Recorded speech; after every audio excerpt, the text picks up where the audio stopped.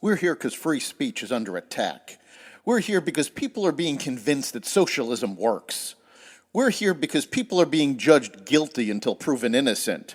We are fighting back with facts. This is not a safe zone, so buckle up, Buttercup. This is the raw, naked truth.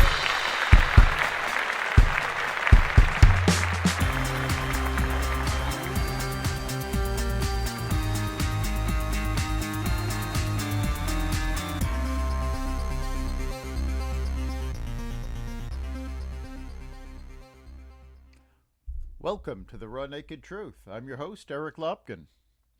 We say it at the beginning of every podcast. Free speech is under attack.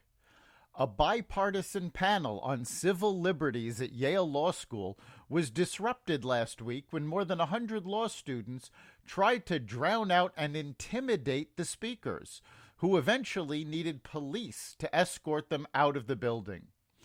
The panel was supposed to show that a liberal atheist and a Christian conservative could agree on issues of free speech. As Kate Stith, a First Amendment law professor at Yale, attempted to introduce the speakers, students were yelling and shouting at her. Stith remains calm and reminds the students of Yale's free speech policies, which the students blatantly ignore. The school's Federalist Society hosted the March 10th panel, which featured Monica Miller of the Progressive American Humanist Association and Kristen Wagoner of the Conservative Alliance Defending Freedom. About 120 student protesters showed up with signs attacking the ADF to shout down the speakers, with one reportedly recorded on audio telling a member of the conservative group that she would, quote, literally fight you. Of course, we're not going to say that on the air. The students continued to shout down Wagoner as she attempted to speak, calling out her support of women in athletics and smearing her reputation.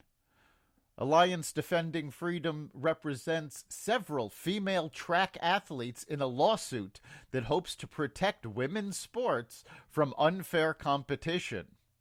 Wagoner has argued in front of the Supreme Court twice, which is no small feat. These students should admire Wagoner's accomplishments.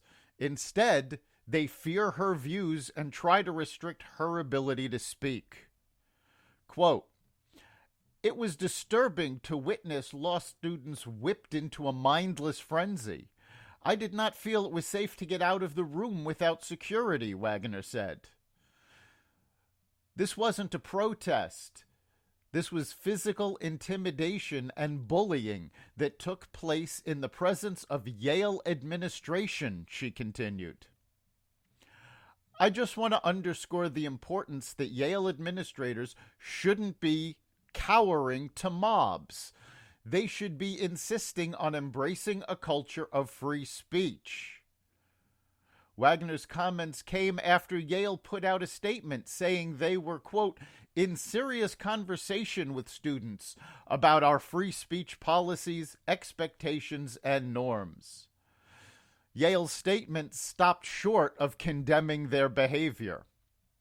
According to Wagoner, the students were not only physically intimidating the other students and the speakers, they were pounding on the walls, blocking the exits, and disrupting the event throughout.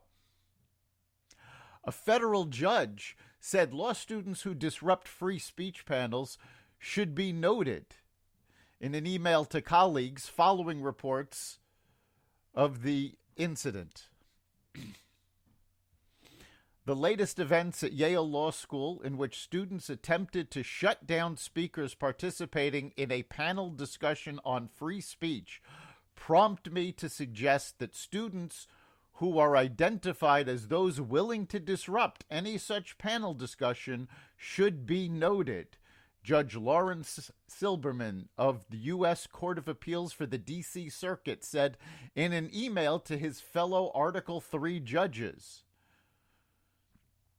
Silberman continued, all federal judges and all federal judges are presumably committed to free speech, should carefully consider whether any student so identified should be disqualified from potential clerkships. Yale Law School clearly needs to do a better job of teaching its students what the meaning of freedom of speech is. Freedom of speech means you don't have to agree with everything that is said, but the people you don't agree with have the right to say it. You can debate them. You can argue with them. You can make your point in a cogent manner. But trying to shut down free speech is a violation of everything America stands for. That's the raw, naked truth. If you have a topic you'd like us to look into, you can contact us at xvadio.com/connect.